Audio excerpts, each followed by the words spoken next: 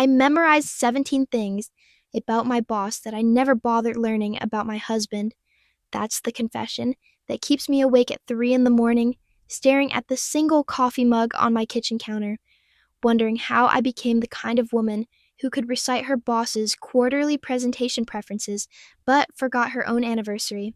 Twice. Michael takes oat milk, no sugar, in a 16-ounce ceramic mug. Never paper, never glass. He's allergic to almonds, but pretends it's a preference. His back starts hurting at 2:47 p.m. exactly, and he needs someone to adjust the lumbar support on his leather desk chair. He likes his emails bullet-pointed, his calendar color-coded, and his afternoon meetings to end at 4:15, so he can call his daughter before her gymnastics practice. I know he keeps Tums in his left drawer, anxiety medication in his briefcase, and that he panic orders from the same Thai restaurant every Thursday because his ex-wife introduced him to it, and he can't let go. Marcus, my husband, soon-to-be ex-husband, takes his coffee however it comes. Or took it. Past tense now. Like everything else about us, I learned that preference not through careful attention, but through 7 years of him never complaining when I got it wrong. "It's fine, Ratch," he'd say, adding sugar to black coffee I'd forgotten to put milk in, drinking it anyway while reading news on his phone. The morning I'm about to tell you about, the morning that started the end, I was making Michael's coffee in our break room when Sarah from accounting said something that should have been my first warning. "You know what's funny? My husband doesn't even know I exist before 9 a.m. But here you are, making your boss's coffee like you're his." She stopped herself, but we both knew the word she'd swallowed. Wife, work, wife. The term that would detonate in my marriage 3 months later at a holiday party, leaving crater marks we're still navigating through lawyers. But I'm getting ahead of myself. That's what my therapist says I do. Rush past the uncomfortable truths to get to the resolution.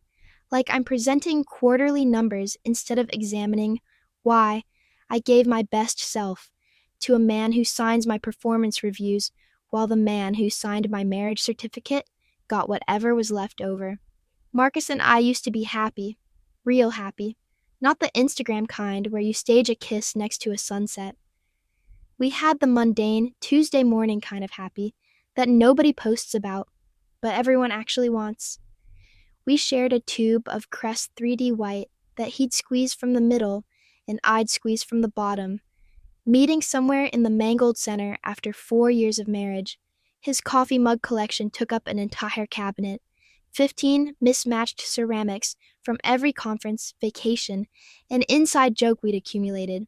The Breville espresso machine, our most expensive wedding gift, sat on the counter like a shrine to our morning ritual.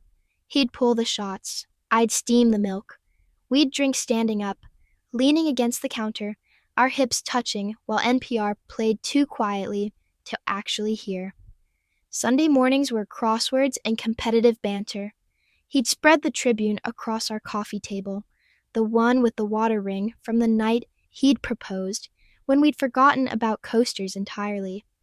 I'd curl into the corner of our green couch with a felt-tip pen because I was confident enough to do crosswords in ink, and he'd work in pencil from the other end, our feet meeting in the middle under the fleece blanket his mother had given us.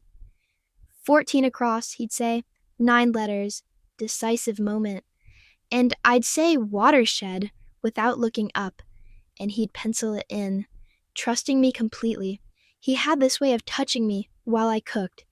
Not grabbing, not demanding, just present. His hand would find that spot where my hip curved into my waist while I stirred pasta sauce, his thumb making small circles through my cotton t-shirt. He'd steal bites directly from the wooden spoon, and I'd pretend to be annoyed, but always made extra, because I knew he would. Quality control.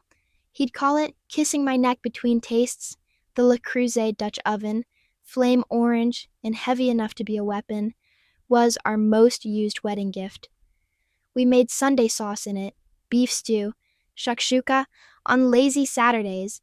That pot held 100 meals we'd shared, and now It sits in a storage unit while lawyers figure out who deserves it more. I remember the last completely happy morning, October, something. I can't pin down the exact date because I didn't know I should be memorizing it.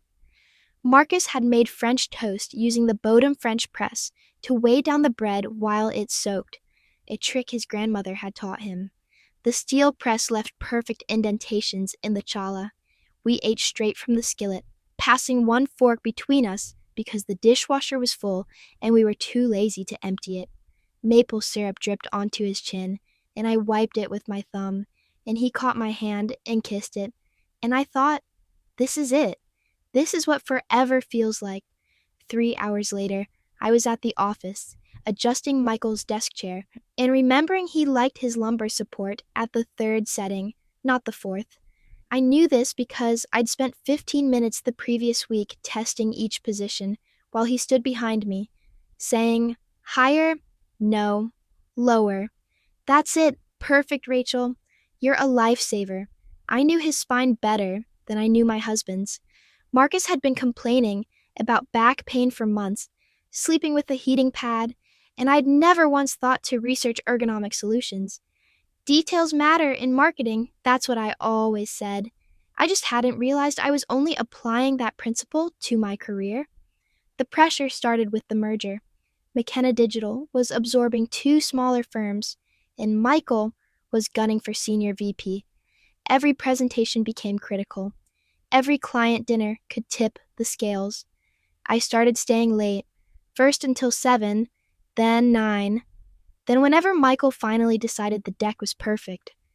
Rachel understands my vision, he'd tell the other executives, and I'd feel that dangerous flutter of being essential, being seen. Marcus was dealing with his own crisis. His startup, the app he'd spent 2 years developing, was hemorrhaging users after a failed update. He'd sit at our kitchen table until 2 a.m., laptop hot, against the wood, trying to fix code I didn't understand. We were both drowning, but separately in different oceans. Why can't you remember how I like my coffee? The question came on a Thursday morning in November, after I'd handed Marcus a mug with almond milk. He's not allergic. That's Michael. But Marcus hates the aftertaste. I'd been making Michael's coffee 10 minutes earlier, and muscle memory had taken over. Sorry, I said, dumping it out, starting over, but he kept staring at me. You make his coffee every morning? Not a question, a statement. It's part of my job, I said, which was technically true and emotionally false. Executive assistants make coffee. Senior marketing managers who make $78,000 a year shouldn't be memorizing their boss's beverage preferences. The thing about emotional labor is that it's invisible until someone points it out.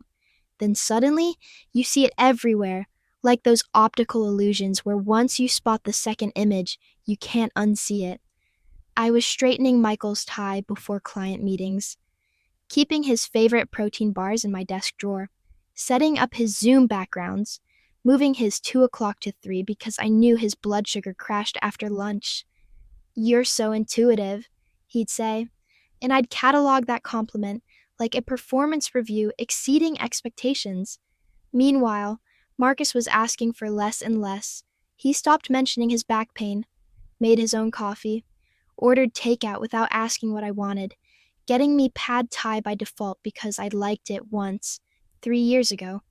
We were becoming polite roommates who happened to share a bed. Sex became scheduled around exhaustion, quick, efficient, like we were checking off a maintenance task. I'd think about my to-do list during it, mentally rehearsing Michael's Monday morning briefing. The guilt from that feels like swallowing glass, even now. Sarah from accounting said it first, though she'd deny it now. Michael's basically your work husband. We were at happy hour, 3 Moscow mules in, and she meant it as a compliment. You two have that mind meld thing. It's cute. Cute. Like I was a well-trained golden retriever who'd learned to fetch without being asked. But I laughed, tipsy and flattered, and said the words that would echo through divorce proceedings. I basically function as Michael's work wife. The first crack appeared over coffee of all things. the kind of mundane detail that shouldn't matter, but becomes everything in hindsight. December 14th, the Palmer House Hilton, the company holiday party that marketing had been planning since August, which meant I'd been planning it since August because Michael trusted my taste. I wore the black cocktail dress Marcus had bought me for our anniversary, the one with the sweetheart neckline that he said made me look like a film noir heroine. He was wearing his good suit, the charcoal one we'd bought together at Nordstrom, arguing playfully about whether he needed the matching vest. "You clean up nice," I told him in the Uber, straightening his tie, a different tie than the ones I straightened for Michael, though the gesture was identical. The ballroom was all gold and white, 8-foot trees wrapped in warm lights, an ice sculpture of the company logo that was already starting to sweat under the chandeliers. Michael held court near the bar, and I orbited him like a satellite, making sure his drink stayed full, steering conversations away from topics that bored him, laughing at the right moments. Marcus was by the Shrimp Tower, talking to someone's spouse about the Bears' playoff chances. I should have been with him. I know that now. But Diane from the Boston office was approaching Michael with that look that meant she wanted to discuss budgets, and I intercepted her, like a Secret Service agent taking a bullet. "Rachel's my secret weapon," Michael announced to the cluster of executives, his hand on my shoulder. "Possessive, but not inappropriate. Professional, but intimate. She knows what I need before I do. Don't know what I'd do without her." The compliment hit like cocaine. Instant high. Immediate need for more. Someone made a joke about stealing me for their team, and Michael's hand tightened. "Over my dead body," he said, and everyone laughed, and I glowed like those wrapped trees, lit up from the inside by being claimed. That's when Jennifer from Creative said it. Jennifer, with her 3rd glass of champagne and her going through a divorce honesty. "God, you two are like an old married couple. Better than my actual marriage was." And I laughed, loose from 2 drinks and the validation, and said it, the words that would replay in marriage counseling, in lawyers' offices, in the empty apartment I'm sitting in now. I basically function as Michael's work wife. I know his schedule better than my own. I thought I was being professional. Marcus heard something else entirely. I didn't see him behind me. Didn't know he'd come looking for me to point out they were playing our song, that Ed Sheeran one from our wedding that we'd fought about because he wanted classic jazz, and I wanted something contemporary. His face when I turned around, I've never seen that expression before or since. Like I'd reached into his chest and squeezed. Not anger yet, just pure, startled hurt. "Work wife," he repeated, quiet enough that only I could hear. The band was playing Winter Wonderland. A waiter passed with a tray of champagne flutes, and the bubbles caught the light like tiny explosions. "That's what you call it?" Michael, oblivious, turned to introduce us to someone from procurement. "This is Rachel. Couldn't run my life without her. And this must be the famous Marcus I've heard so much about." Except he hadn't heard much about Marcus, because I kept my personal life locked away from work like classified documents. Marcus shook his hand, smiled the smile he used for difficult clients, and I watched my husband perform the same emotional labor I'd been doing all night, pretending everything was fine, when it was already broken. We left 40 minutes later, 40 minutes of Marcus drinking steadily by the dessert table while I made rounds, fulfilled obligations, ensured Michael had the right people in his orbit for Monday's announcement. 40 minutes of my husband watching me work the room, like I was someone he'd never met. In the Uber home, he stared out the window at Lakeshore Drive, the lights blurring past in the winter dark. "You know what's funny?" he finally said. "I don't even know if he knows my name." "Of course he knows your name." "No, Rachel. He called me Martin. Twice." The silence that followed filled the car like water, rising past our ankles, our waists, our throats. By the time we reached our apartment, we were both drowning in it.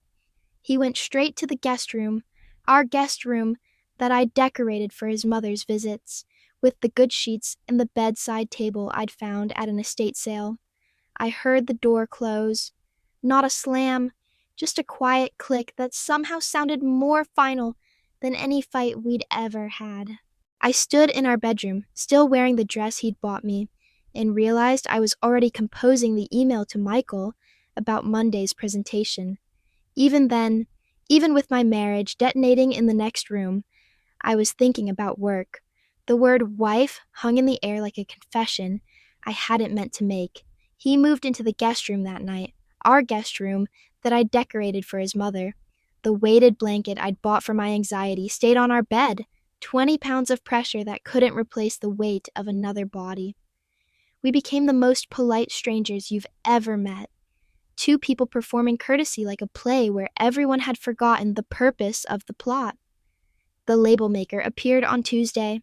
A Brother P-Touch, $39 from Amazon, same-day delivery. Marcus printed labels with surgical precision. M, Monday, Wednesday, Friday, for his shelf in the bathroom. R, Tuesday, Thursday, Saturday, for mine. Sundays were unassigned.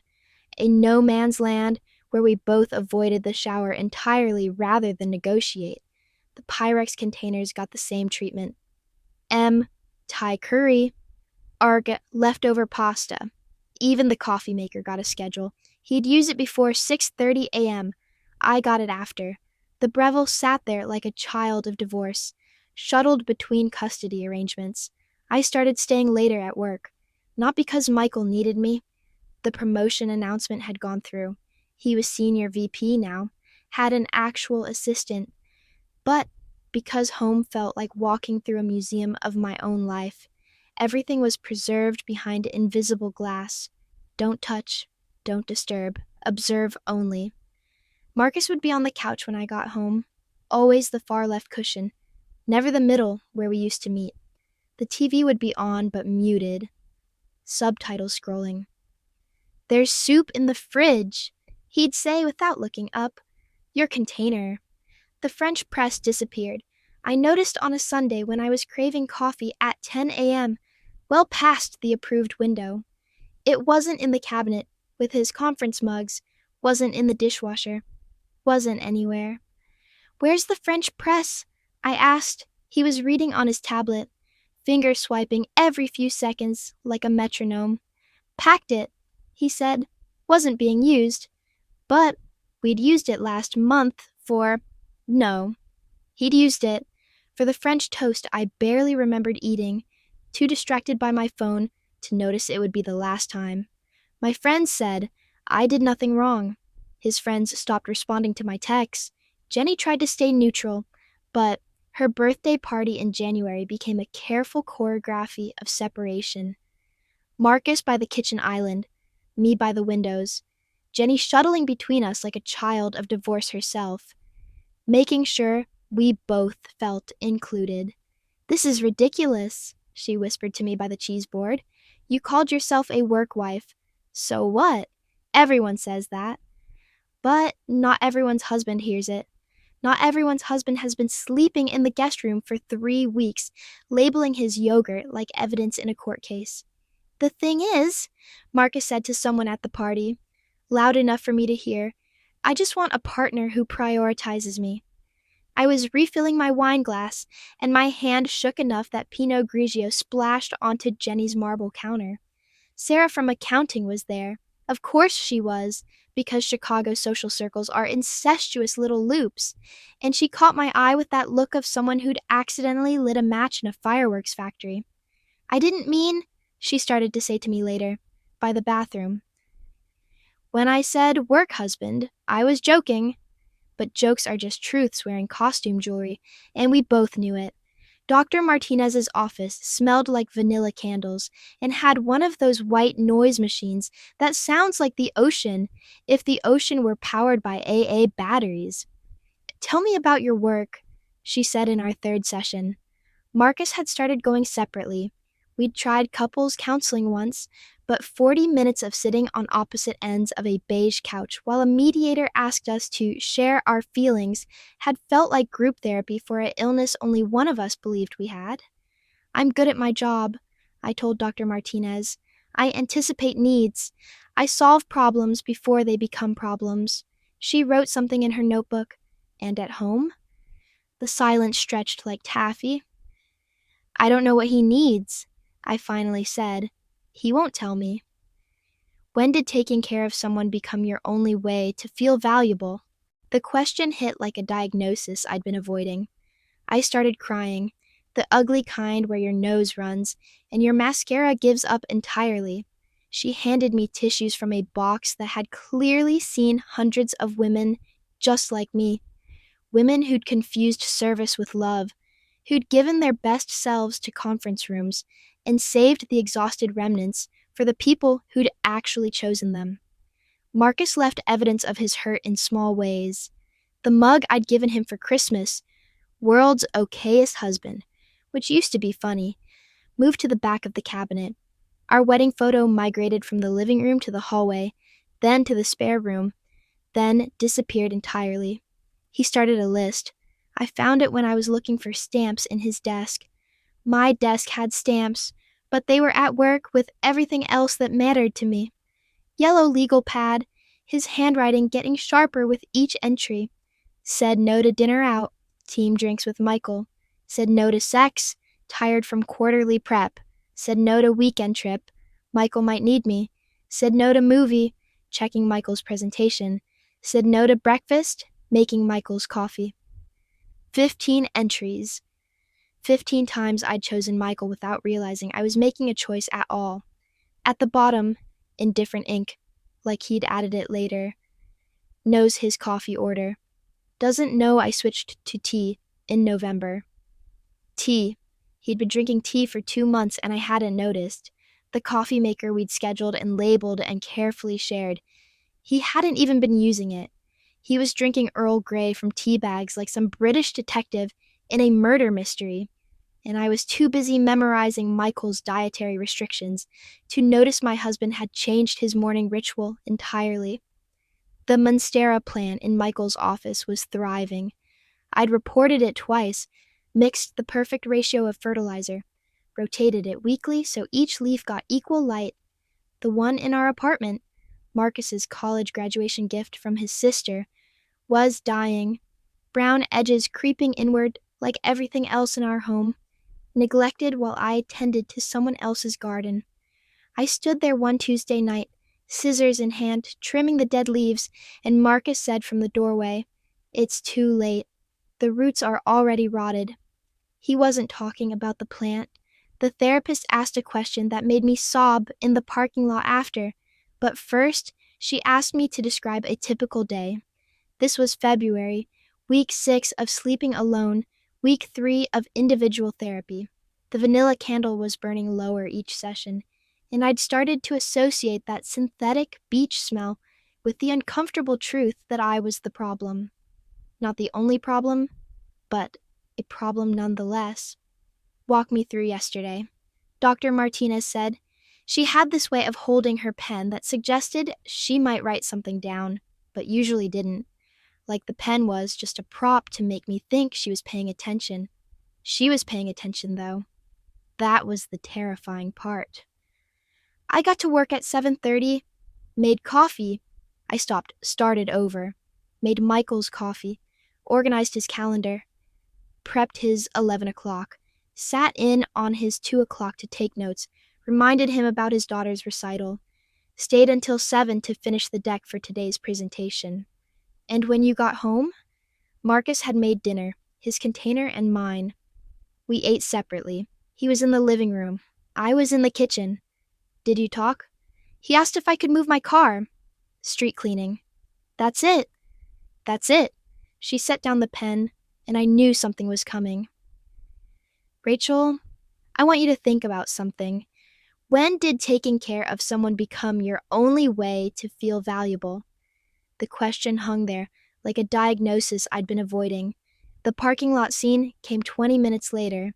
I sat in my Honda CR-V, engine running, heat blasting, sobbing so hard that the security guard knocked on my window to make sure I wasn't having a medical emergency. I was having an emergency, just not the kind he could call an ambulance for. The answer came in pieces, like a puzzle I'd been carrying around disassembled. My mother, working 2 jobs, praising me for making dinner for my younger siblings. Rachel's so responsible, she'd tell anyone who'd listen. Takes care of everyone. My first boyfriend, who only said, "I love you," after I'd spent 6 hours helping him move. My college roommate, you're the mom of the group. Every performance review, Rachel anticipates needs exceptionally well. I'd built an entire identity around being indispensable. Not loved, not chosen, just necessary. Like a really efficient coffee maker or a well-organized filing system. Something that makes life easier but could be replaced by a newer model if it stopped functioning properly. The revelation felt like standing up too fast, that head rush of blood redistributing. I'd been serving Michael because service was my currency, the only way I knew to purchase belonging. But Michael hadn't asked for a work wife. He'd asked for marketing strategies and PowerPoint presentations. I'd given him my marriage as a bonus, like throwing in free shipping on an order he'd never placed. "I don't know who I am," I told Dr. Martinez the next week. "If I'm not taking care of someone, then maybe," she said, picking up that pen again, "it's time to find out." That night, I didn't make Michael's coffee prep list for the morning. I didn't set my alarm for 6:45 to beat traffic to the office. I sat in our apartment, my apartment really, since Marcus had started looking at rentals, and tried to remember what I liked. Not what was useful, not what helped others, just what I, Rachel, enjoyed. The list was embarrassingly short. Reading mysteries, oat milk lattes with cinnamon, running along the lake, plants that didn't belong to anyone else. These were breadcrumbs, leading back to a person I'd been before I decided that love meant disappearing into someone else's needs. The kitchen table looked like a paper explosion. W-2s, 1099s, receipts for business expenses that might have been personal. Personal expenses I definitely charged to the company card, then reimbursed. March 15th, 1 month before tax day, and we were doing that married but separated dance of filing jointly one last time. Marcus had his laptop open to TurboTax. I had my color-coded folders, red for medical, blue for donations, green for house expenses. We'd split down to the penny. "Your W-2, I said, sliding it across the table. Our fingers didn't touch. Hadn't touched in weeks. The last time had been accidental, both reaching for the same light switch, that electric shock of familiar skin that made us both pull back like we'd touched a hot stove. "I need the mortgage interest statement," he said, fingers clicking across his keyboard. "Business mode." We were good at business mode. It was all the other modes we'd failed. I found it in the green folder, paper clipped to the property tax receipt. "Remember when we bought this place?" I asked, immediately regretting it. We'd been so young, so sure that a 2-bedroom in Lincoln Park meant we'd made it. The inspection had found foundation issues, and Marcus had said, "Nothing we can't fix together." Now we were splitting the equity in emails through lawyers, CCing rather than talking. "We're not partners, Rachel." He stopped typing, looked at me directly for the first time in days. "You're everyone's assistant, except mine." The words landed like a judge's gavel. Case closed, verdict delivered. I wanted to argue, to list all the ways I'd been a good wife, the dinners I'd cooked, the birthdays I'd remembered, the in-laws I'd entertained. But that was the problem, wasn't it? I'd been performing wife like it was a job description instead of living it like a person who loved another person. "I know," I said, because I did know. Finally. Too late, but I knew. "I'm moving out," he continued, back to the screen, back to the numbers that made more sense than we did. "Found a place in Wicker Park.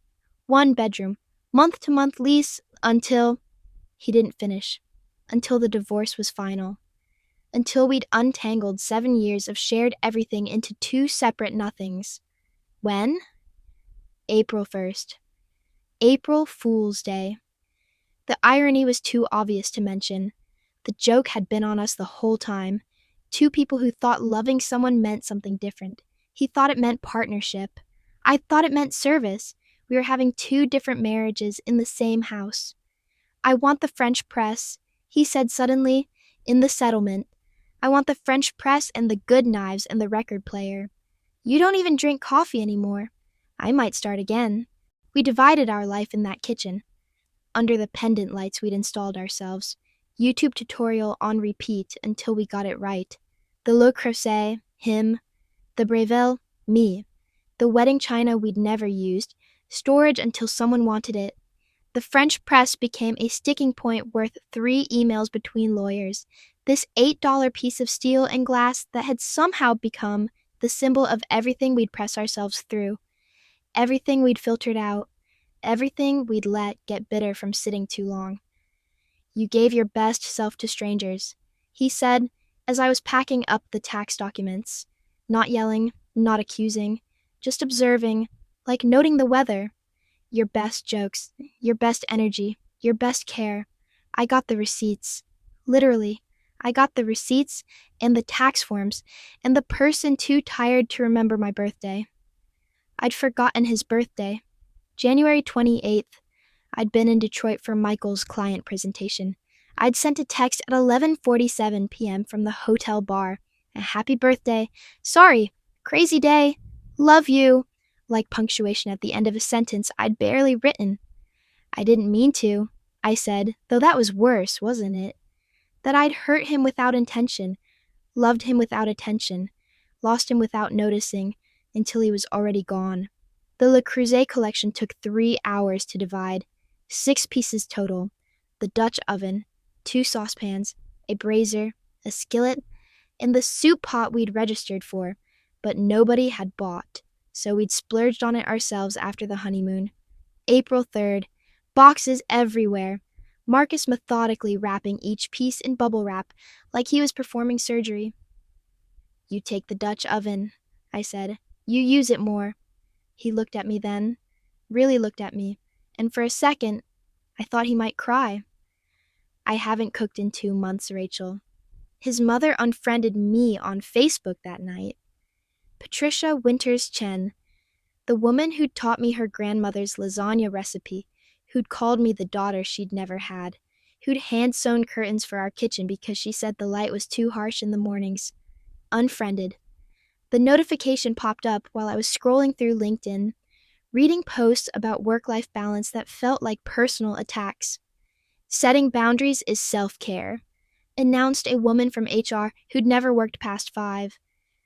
Your job won't love you back, shared someone whose job had definitely loved them back in the form of a senior director title. Michael hadn't noticed anything had changed. You've been distracted lately, he said, standing in my office doorway on a Thursday. Not my official office. I didn't have one. Just the desk outside his door, where I'd accumulated 3 years of supplies and a dying succulent. Everything okay? Getting divorced, I said, the words falling out like coins from a ripped pocket. Oh, he shifted, uncomfortable. Do you need some time off? No, because what would I do with time?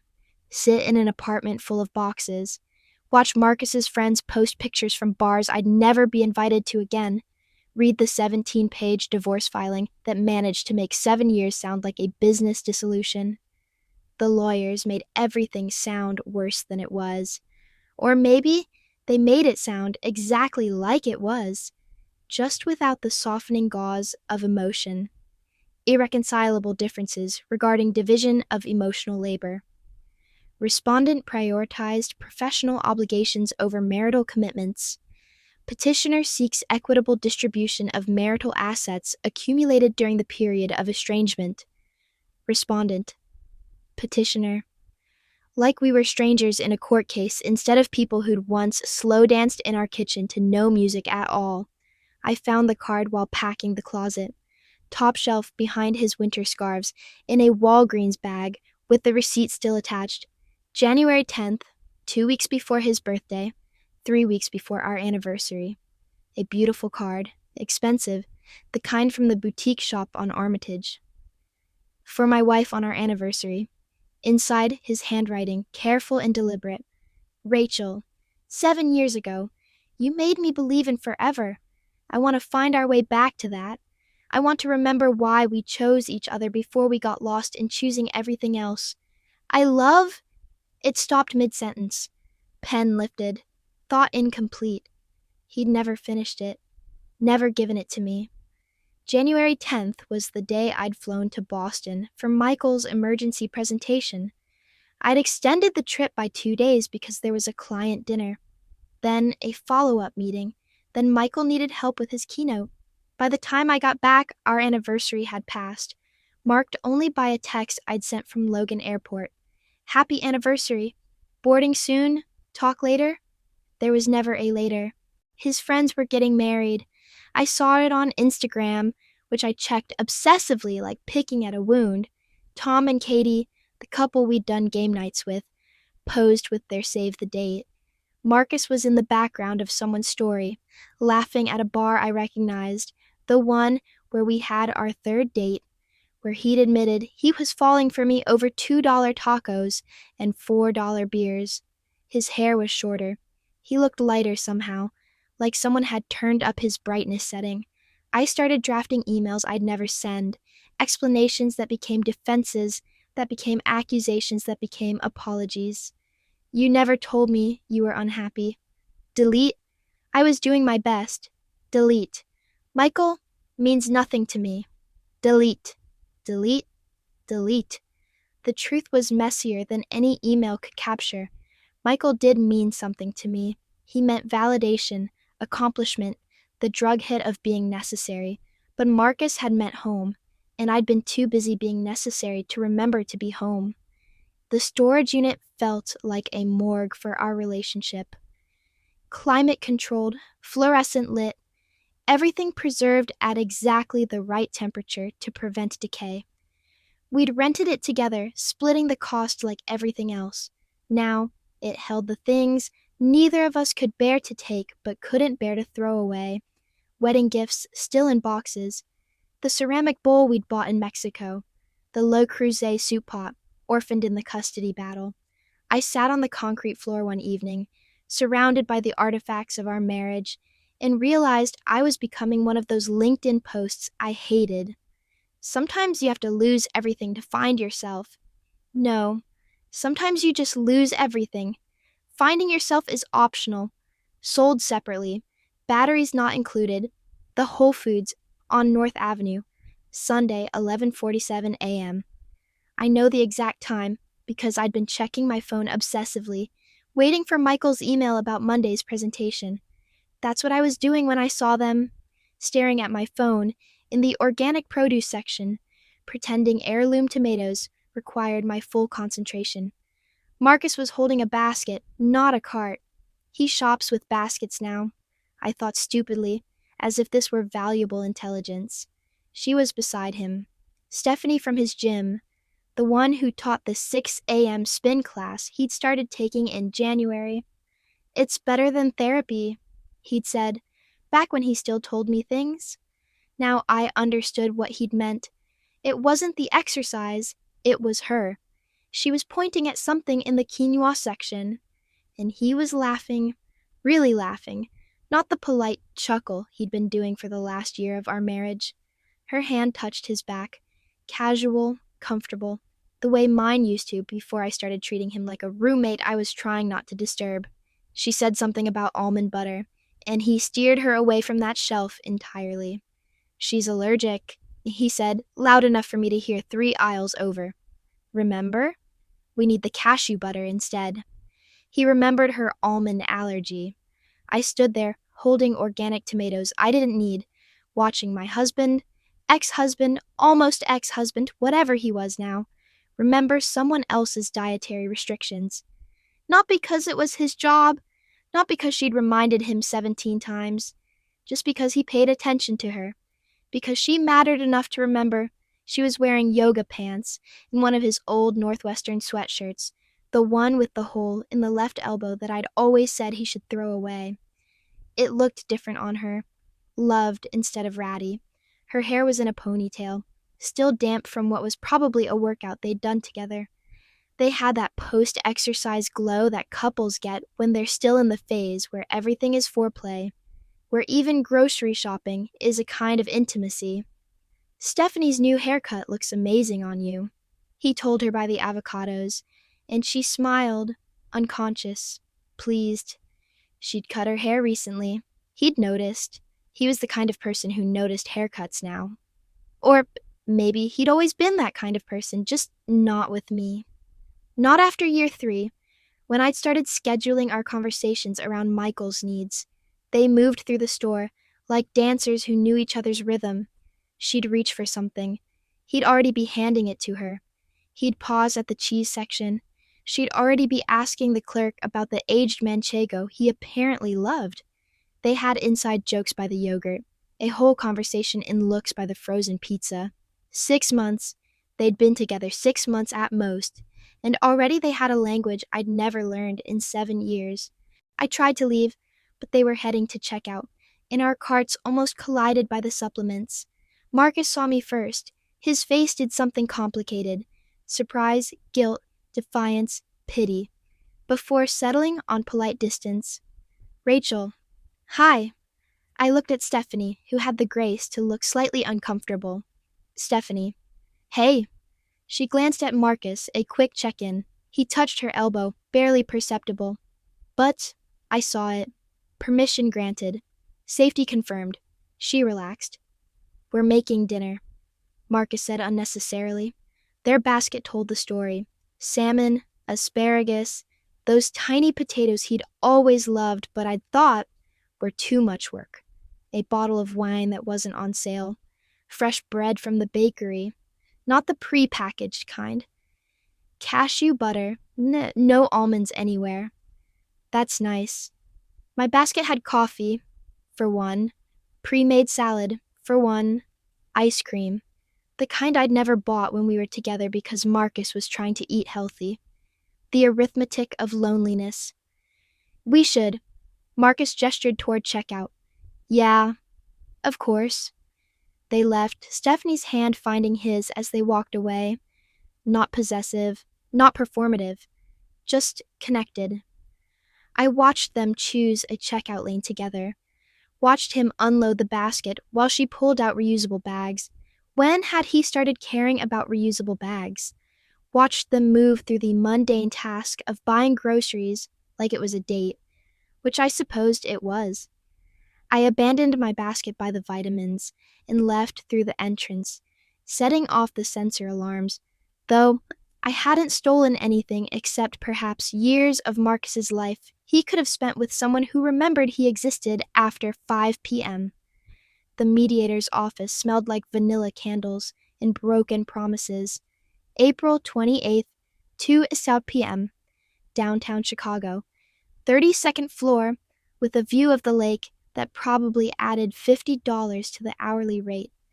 Marcus was already there when I arrived, sitting in the chair furthest from the door, like he'd mapped out an escape route. He was wearing the suit I'd helped him pick for his startup's first investor pitch. "You look like someone worth betting on," I'd said in the Nordstrom dressing room. Now he looked like someone who'd already won, just not with me. "Let's review the terms once more," the mediator said. Janet or Janice, something with a J. She had the practiced neutrality of someone who'd watched love die 1,000 times and learned to file it alphabetically. Division of assets as outlined in Exhibit A, mutual waiver of alimony. Ms. Chen keeps the apartment and assumes the mortgage. Mr. Winters receives the agreed-upon settlement from the equity. Chen. I was going back to Chen. Rachel Chen. Like the last 7 years were a typo I was correcting. "The French press," Marcus said suddenly. "That's not listed." Janet or Janice flipped through papers. "Small household items typically aren't." I want it noted. The French press goes to me. $8 of steel and glass, $300 an hour to argue about it. But, I understood, some things matter because of what they cost. Others matter because of what they meant. The French press was every Sunday morning we'd never have again. Every cup of coffee we'd never share. Every morning he'd chosen to love me before I'd chosen to stop noticing. Fine, I said. It's yours. He signed first. Marcus Benjamin Winters, the same signature that was on our marriage certificate, just applying its power in reverse. Then my turn. The pen was heavy, expensive, the kind Michael would approve of. Rachel Chen. Just Rachel Chen. No longer the hyphenated Chen Winters I'd used professionally. Thinking it made me sound more serious. Is there anything else you'd like to address? Janet or Janice asked, already gathering papers, already moving us toward the door in the next scheduled dissolution. Marcus stood, adjusted his jacket. Actually, yes. He turned to me, and for the first time in months, I saw the man I'd married, tired, hurt, but clear.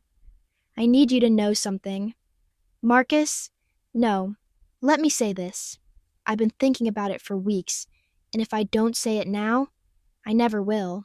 He took a breath. You gave your best self to strangers and left me the receipts. The words hung in the recycled air between us. 12 words that summarized 7 years. I'd given Michael my attention, my energy, my anticipation. I'd given Marcus the paperwork, the tax forms, the documented evidence that a life had been lived without actually living it. I know, I said. Because what else was there to say? He was right. I'd performed excellence at work and phoned in my marriage, literally sometimes, texting "love you" from business dinners while Michael sat across from me discussing quarterly projections. The thing is, he continued, I would have settled for your medium self. Hell, I would have taken your exhausted self, your distracted self, your imperfect self. I just wanted your real self, the one who existed when you weren't trying to prove you were indispensable. I didn't know how to be that person. I know that now. I didn't then, but I know it now. He picked up his copy of the papers. I hope you figure it out, Rachel. I really do, just maybe figure it out before you meet someone else. He left first. I sat in that expensive chair, staring at the lake, at the sailboats that looked like toys from this height. Janet or Janice gave me 5 minutes before gently suggesting that the next appointment was arriving. I gathered my copies, receipts for a marriage, evidence of what we'd owned together, proof that we'd once believed in forever, and settled for about 7 years. My new apartment has 1 mug. It's white, ceramic, from Target, holds exactly 12 ounces. No one else's preferences to remember. Every morning, I make coffee in a pour-over I bought on Amazon, not the Breville that sits in storage. Too many memories ground into its mechanisms. Not the French press Marcus took, though I doubt he uses it. Just this simple glass funnel and paper filters that I throw away after one use. No shared rituals. No one's hand on my hip while I wait for it to brew. The brass key hook by my door holds 1 set of keys. Just mine. No one else coming home. The sound of a single key in a lock is different than you'd think. Thinner, less substantial. Like a question instead of a statement. The Monstera plant died completely last week. I left it by the dumpster. Its pot too heavy for the garbage chute. Someone took the pot, but left the plant, which feels like a metaphor I'm too tired to examine. Michael got promoted again. Regional VP now, managing 3 offices. He has 2 assistants, neither of them me. I'm still senior marketing manager. Same salary, different boss who takes his coffee black and doesn't expect me to know that. Boundaries are important. My new therapist says, Dr. Williams, not Dr. Martinez. I switched because I needed someone who didn't know the whole story, someone who wouldn't look at me with that specific combination of sympathy and frustration.